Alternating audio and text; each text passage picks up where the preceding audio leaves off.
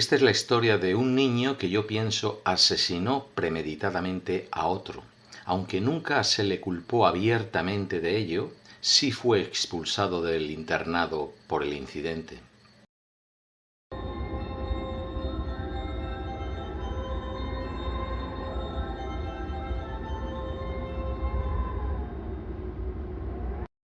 El niño se llamaba Jaime, el embrujado.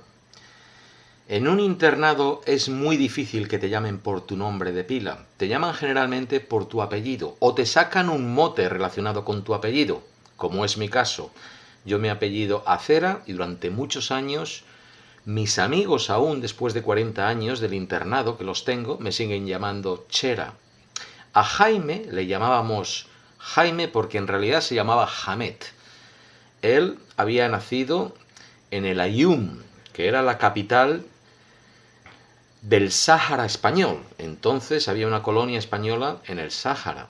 Su padre era un alto cargo de la Legión, un oficial de la Legión que se había casado con una mora, con una mujer árabe, había tenido Jaime y ya no vivían allí, vivían en, no sé si en Melilla o en la península, pero había abandonado a su madre.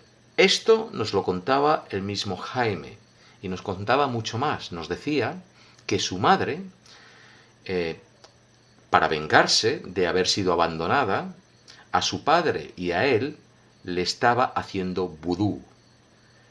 Vudú, que para nosotros sonaba un poco como cuscús o buyuyu, no significaba realmente nada, pero que nos parecía algo muy serio, porque en lo que consistía, según él mismo nos decía, era en que por las noches su madre acudía a él y le arrebataba el espíritu. Por las noches él no era él, era su madre. Y nosotros le creíamos a pies juntillas. Todos en el colegio. Niños y monjas. Porque por las noches Jaime se levantaba sonámbulo. Y se paseaba por los dormitorios, por los pasillos, se iba a otro dormitorio, por donde quisiese, sonámbulo. Y hablando en sueños.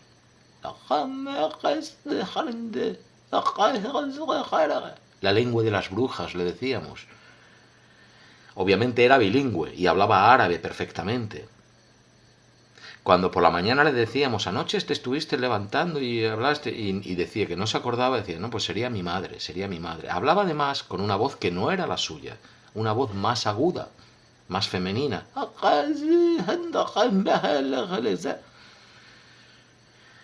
Cuando se levantaba el Jaime por las noches, la mayoría estábamos acojonados, no todos, porque había mayores que se atrevían a seguirle. A ver dónde va, le seguían a una distancia, pero la mayoría, incluyendo yo, si estábamos despiertos, le oíamos, le sentíamos venir, ya empezábamos a rezar, por favor, que no se pare aquí, que no se meta en mi cama, que pase de largo.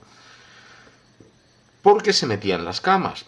Había veces que se daba una vuelta, volvía a su cama y ni se enteraba, pero otras veces se metía en las camas, equivocadamente, que era muy normal, era un dormitorio muy grande e incluso sin estar sonámbulo, tú ibas al servicio, volvías y te metías sin querer en la cama de otro, porque no encontrabas tu cama. Yo una vez casi me pego así, porque pensaba que me estaban haciendo una broma, que se habían metido en mi cama al volver del servicio y no, me estaba equivocando yo.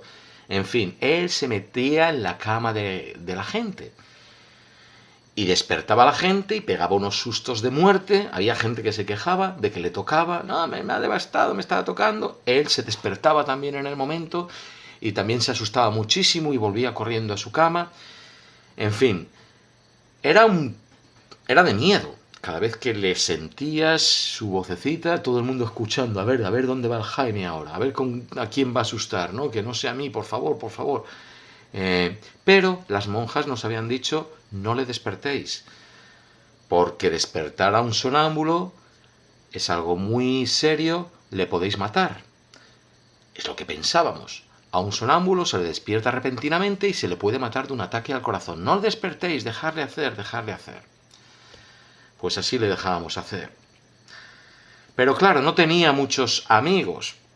Yo era uno de los que se relacionaba, de cuando en cuando. Conmigo, pues jugábamos a las canicas. Yo tampoco me relacionaba mucho en grupo, o sea que de cuando en cuando por ahí estábamos, que jugábamos eso, a las chapas, a las canicas. Y como yo, pues había otros pocos, pero pocos. Era además un tío un poco broncas, se pegaba, era pequeñito, más pequeño que yo, más canijo, y casi siempre que se pegaba le daban, pero era bravo, ¿sabes? Era valiente, o sea, si alguien le daba, le buscaba, estaba un poco rechazado el chico. Era morenito, había un poco de racismo, no se mencionaba la palabra también, porque no sabíamos entonces, pero como era así medio moro, medio árabe y tal, y entre que le tenían miedo y eso, pues el pobre... Voy a contar el incidente que pasó una noche, a partir del cual le marginalizamos totalmente ya. Una noche se despierta, como otras, no se despierta, va sonámbulo, se mete en la cama de uno que era mayor que él y esta vez sí que se armó. El tío se despertó y empezaron a pegarse, una bronca, se levanta la monja, Sor Teresa, recuerdo, enciende la luz, va para allá y se estaban pegando de tal manera que el Jaime le había dado a golpe al otro que era mayor y estaba sangrando en la nariz, creo. Estaba manchado de sangre, la sábana, todo, muy escandaloso. ¿Qué pasa? Y el otro dice, Sor, que me estaba besando en la boca, es asqueroso. Y coge la Sor Teresa y le levanta al Jaime. ¿Qué estabas haciendo? Así de la oreja le levantó eso. ¿Qué estabas haciendo? Que no, hermana, que es mentira, que se lo juro que no. ¿Qué estabas haciendo entonces? ¿Qué estabas haciendo? Y ahí responde el Jaime alto y claro. ¡Le estaba robando el aliento! No con su voz, sino con la voz que le salía cuando hablaba, la de su madre. Y en los 2 o 3 segundos siguientes se paró el mundo. Y la primera en reaccionar fue la monja, que estaba lívida y le pegó un guantazo que le tiró de culo 5 metros más allá. ¡Endemoniado, que estás endemoniado! ¡Tú no deberías de estar aquí! ¿Cómo puedes decir eso? Ven aquí ahora mismo. Y le coge, él se lo llevó y ya no le vimos. Durante el resto de la noche no le vimos. Y todo el mundo en silencio. Le estaba robando el aliento. Nos quedamos, bueno, entre lo que él había dicho y la manera que había reaccionado Sor Teresa, que ella había reaccionado peor que si le hubiese dicho cualquier burrada sexual. Eso de que le estaba robando el aliento, a partir de entonces, los siguientes días, se quedó que te va a robar el espíritu, que va a venir y te va a besar y te va a robar el espíritu, te va a robar las entrañas. No lo hablábamos mucho, era más lo que ya se quedaba en la imaginación de cada uno, en la fantasía de cada uno. Eso era como otra dimensión, lo de robar el aliento. Y a partir de entonces, ya, incluido yo, no quisimos saber del Jaime. Nada. Ni él se volvió a levantar, gracias a Dios, sonámbulo. Hasta que... Pero se le veía muy mal, se le veía muy mal. Era como si él mismo fuese un fantasma. Y así le tratábamos todo. Era como si de mirarle a él ya te pudiese con la mirada robar el aliento. Pobre chico, ahora lo veo...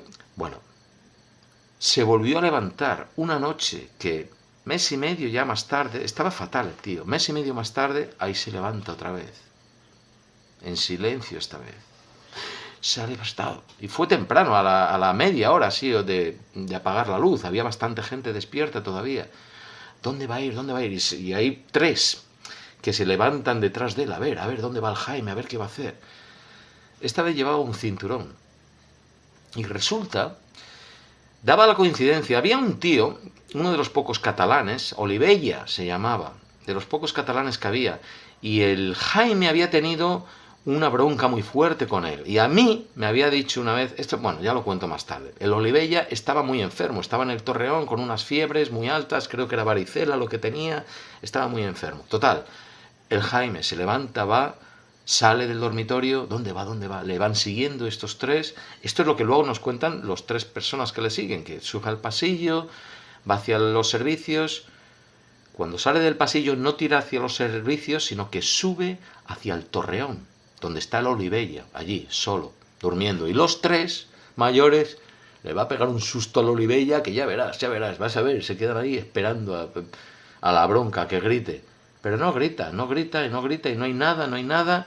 Y piensan, pues el Jaime como se mete en cualquier cama, se habrá metido en una de las camas del torreón y se habrá quedado dormido. Total, que se aburrieron de esperar, se vuelven a la cama, no pasa nada. A la mañana siguiente, el Olivella está en su cama, normalmente, no pasa nada. Después, cuando nos levantábamos, la rutina era, te ibas a lavar e inmediatamente antes del desayuno, a la capilla a escuchar misa. Pues mientras estamos con la misa, aparece el coronel, se le veía muy poco al coronel. Cuando aparece, y en la iglesia, problema seguro. Aparece, llama un par de monjas, sale. Durante la misa apareció 3 o 4 veces. Hay algún problema de algún tipo, pero no sabíamos. Desayunamos, nos metemos en las clases, ya nos olvidamos de que haya problema. Durante la comida llaman a los 3 que habían perseguido al Olivella. ¿Qué ha pasado? No, que nos han preguntado por el Olivella. Pero al Olivella ni le vemos, pero no se sabe nada. Y a la merienda, ya voy a decir lo que iba a pasar. Durante la noche anterior, el Olivella había muerto, pero todavía no lo sabíamos. A media tarde, después de las clases, antes del estudio, la gente está jugando en la pérgola, abajo, y yo estaba, no sé por qué, rondando con mi bocata, que me acuerdo de pan con chocolate de ese día, por la puerta principal de entrada, y veo llegar la furgoneta del ejército que teníamos para los recados, con un soldado. Veo salir finalmente al Jaime, que decía, coño, si ni me había dado cuenta, no lo había visto en todo el día. Le veo salir con uniforme, que nos lo poníamos muy raramente en las fiestas, algún domingo, y cuando nos íbamos y veníamos al colegio, el uniforme. Y veo que el soldado sale detrás con su maleta, le mete en la furgoneta, y entiendo que se marcha, que el Olivella se marcha. Digo, el Olivella, al Jaime se lo están llevando. Y yo, bueno, era conocido, estoy así como a 2 metros y medio de la furgoneta, y le veo que está pegado contra el cristal, así como meditando, como modoso y tal. Y de pronto me mira, y instintivamente le hago así, que era como el despido, vamos, despidiéndome, que nos despedíamos a veces así. Y él me coge así, según está, levanta la vista así, y me hace nada más que eso, me hace con una media sonrisita. Me doy cuenta de que está como resignado, pero feliz. Y se lo llevaron. Hasta 2 días más tarde, que hicimos un funeral en la capilla por Olivella, no nos enteramos que el Olivella había muerto. Ni vimos a los padres del Olivella, ni vimos a los padres del Jaime, ni vimos cómo sacaron el cuerpo del Olivella, si se lo llevaron. Pero el Jaime le expulsaron como resultado del incidente. Dice, le culparon por la muerte. Obviamente le echaron antes de que se le pudiese hacer ninguna autopsia de por qué había muerto. Ya digo, el internado tenía un quirófano porque había sido un hospital para tuberculosos. No sé, a lo mejor tenía una marca tan obvia aquí, de una correa o algo.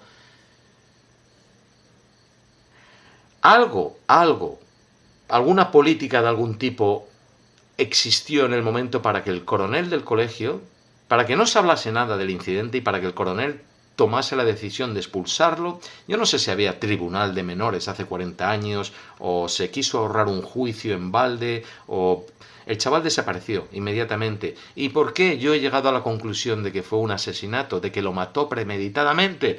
Pues porque he puesto junto cosas que me dijo cuando, como 2-3 años más tarde del incidente, hubo un momento que tuve el convencimiento y la clarividencia total de decir, se lo ha cargado, el Jaime mató a Olivella. Y me estaba acordando y puse razones más de las que incluso ahora recuerdo, pero recuerdo, por ejemplo, una pelea muy gorda que tuvieron ambos en las duchas. En las duchas nos duchábamos 50, 60, todo un curso de golpe, en pelotas. Y había dos filas de duchas ahí, nos veíamos todos. Nos daba vergüenza vernos y según nos desnudábamos nos poníamos una manita por delante y otra por detrás, pero a la hora de entrar en la ducha pues tenías que coger un estropajo y un jabón de una lata que había allí y entrar ahí a empujones, por un pasillo salías. Nos veíamos todos, nos veía la monja, nos veía la chica, la limpieza que nos cuidase, y nos veíamos todos. Y el Olivella le había dicho al Jaime una vez, que tú te fijas mucho, que tú te fijas ahí en los huevecillos y tal. Y el Jaime se puso negro y se pegaron allí, desnudos y tal. Y había tenido alguna otra historia así con el hombre hasta el punto que a mí me había dicho, una vez que estábamos jugando a las canicas, que pasó el Olivella, a ese lo voy a matar. A eso lo voy a matar. Y me había hecho así, además, el gesto que luego me hizo cuando se despidió, me dijo, me lo voy a matar, te voy a matar, nos lo decíamos 1000 veces. Pero, había puesto tantas cosas juntas en un momento, de decir, claro, historias sexuales, yo para entonces no tenía 7, 8, 9 años, yo no pensaba en sexo, pero había niños que eran un poco sexualmente más precoces. Luego pensaba, por ejemplo, el cómo a mí, Jaime, a mí y a todos nos había contado la historia de su madre, del vudú, de que su madre le hacía vudú, de que tomaba posesión de su espíritu por las noches, de que no era él, sino que durante las noches, sino que era ella. Lo contaba de una manera muy fría, como no le afectaba para nada emocionalmente, como si la tuviese muy planeada, como si se lo hubiese inventado totalmente, como si fuese una cubierta para poder hacer por las noches lo que quisiese. Porque esa es otra, se levantaba siempre sonámbulo a primera hora de la noche, antes de que él mismo a lo mejor se hubiese dormido. Nunca se levantaba a las 2, las 3 de la mañana de sonámbulo, o por la mañana al alba. Entonces recuerdo, ya digo, que hubo tantas coincidencias en un momento que dije, qué tío más listo, nos la ha pegado a todos. No lo sé, lo dejo para que cada uno saque sus propias conclusiones. ¿Era el Jaime alguien a quien realmente su madre le hacía vudú y por las noches era un espíritu poseído que se metía en las camas de otros a robarnos el aliento? ¿O no era más que un niño sexualmente precoz que se había montado una película inmensa para poder meterse en la cama y robar besos a quienes estuvieran dormidos? Hasta la próxima historia.